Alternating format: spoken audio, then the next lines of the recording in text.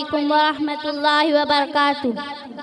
أعوذ بالله من الشيطان الرجيم.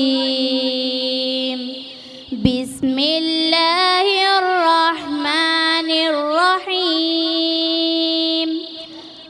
سبحان الذي أسرى بعبده ليلا من المسجد الحرام إلى المسجد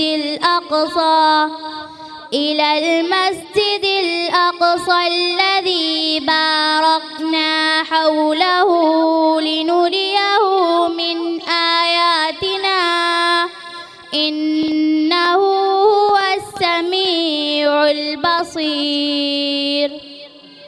وآتينا موسى الكتاب وجعلناه هدى لبني إسرائيل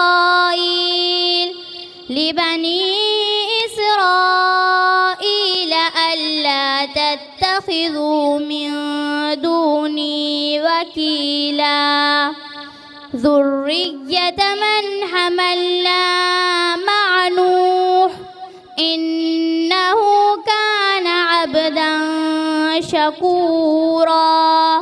وقضينا إلى بني إسرائيل في الكتاب لتفسدن في الأرض مرتين ولتعلن علوا كبيرا. صدق الله العظيم. السلام عليكم ورحمة الله.